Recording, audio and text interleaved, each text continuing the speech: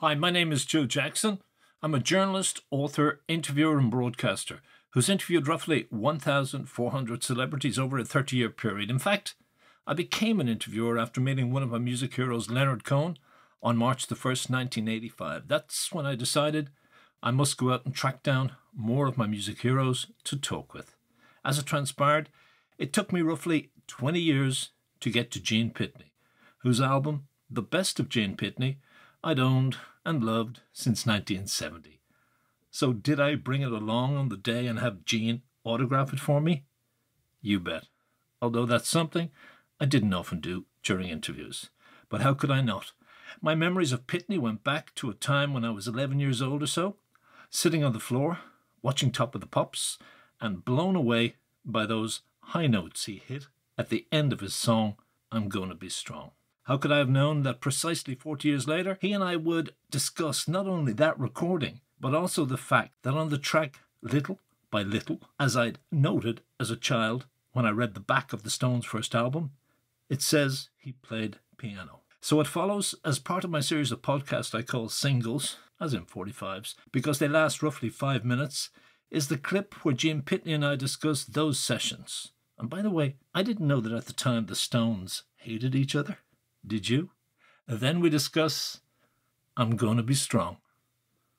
Gene Pitney, I was reading the NME from the year that was released, and you were saying you were afraid it wouldn't be a hit in Britain because they didn't know where Tulsa was. Yeah, I'll tell you, it's a strange story. Again, I've had so many things happen that were weird. The people that sent me that time, when Tulsa was released as a single, this brilliant agent in New York sent me to England to do a tour because of the song Mecca, which was out prior to it. And he said, no, you got to go because there's a whole series of places called Mecca ballrooms. Well, I'd never been to England before for a tour. And when I got here, all my record people met me, and I could tell something was strange. And they didn't really say, don't do it, but they all said, you know, that's not really you. You know, that's not really where you want to go and everything. Okay. So what I did was cancel the tour.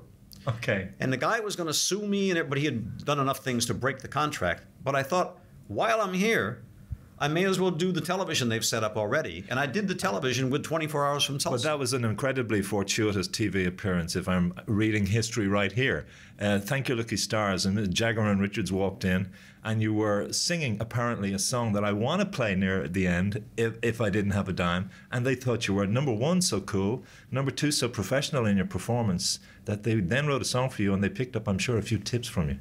Well, you're reading the bio again. You're reading somebody's bio. This is it. That's it. So actually, I knew them before that. Oh, did you? Okay, quite well. Yeah, because my publicist was Andrew Lou Golden, who was their manager. Absolutely, yeah. And we ended up doing quite a bit of television. And we didn't do a tour, but we did television and hung out together and things like that, you know, in the early days. Well, you were on. I mean, you are mentioned, and I think a song on their first album is for Phil and Gene. Oh, yeah. I played on the session. Yeah, yeah. It was a strange one. I was flying home, and I stopped for one day in London. I was flying from Paris. And Andrew called me, and he said, you got to help me. He said, the guys have to have a new single out. And not only won't they sing together, they hate each other. They won't even talk to each other. The Stones? Yeah, in the session. So I'll never forget what I did. Actually, I think that they've refuted that this happened. But I've seen pictures even with a glass in their hand. And I remember well, we had 5/5 of cognac that we were bringing home, duty-free cognac. Right. And I bought a bottle of cognac with me. And we told them that it was my birthday and it was an old family tradition that everybody had to have a water glass of cognac. Okay. And then it broke the ice. And we did the session, and I played on Not Fade Away, which they needed a B-side for, sorry, not a Not Fade Away, on Little by Little. They didn't even have a B-side, so all we played was blues chords. That's what it is, yeah. To make it's an instrumental, isn't it? Yeah, it wasn't even an instrumental. There was no melody. And I love it because they give Phil Spector, who showed up in a big roles for the session, they give him credit for playing maracas as the instrument. He's actually playing an empty cognac bottle with a 50-cent American piece. That was his percussive instrument. This is better than the stuff I read. Oh, yeah. The rock history is just don't believe any of that. Compared. But they did write a song for you, and you then did record it. No. I'm sorry, no, but no, we have to. They didn't write it for me. Oh, did they not? Okay. They actually had recorded it with a guy named George They sold it well Bean. in those days then. Okay, all right. And they didn't like the way that it came out. Okay. And when I heard it, I thought, great track. Wonderful recording. It was done at Olympia Studios in London.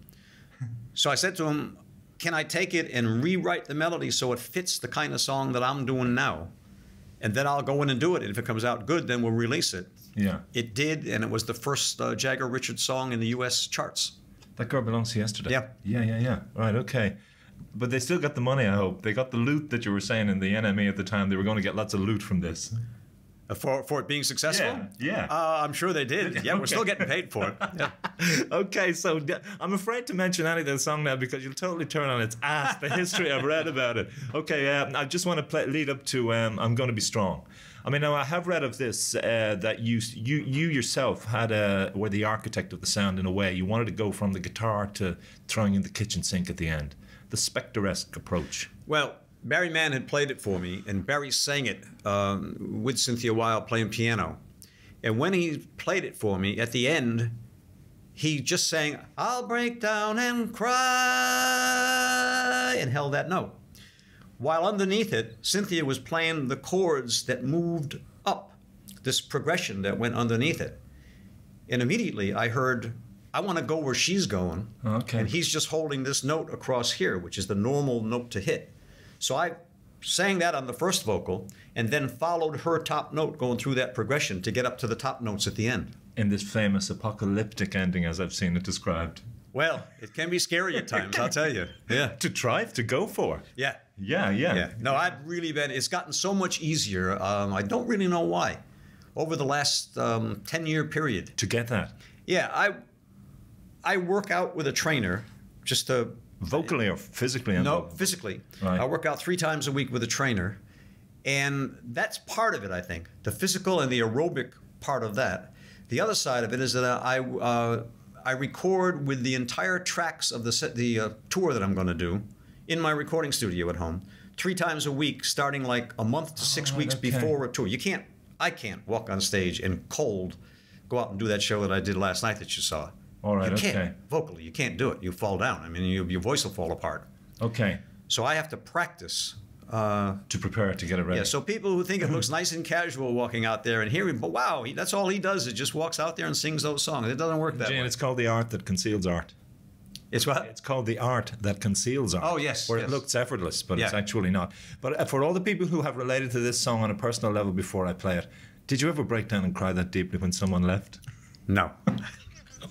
It's totally shocked it, folks. Here we go. He's not going to be strong. Hi, Joe Jackson here again. I thank you for listening to this edition of the Joe Jackson Interviews podcast. If you want to read some of my articles, check out my website, joejacksoninterviewer.com.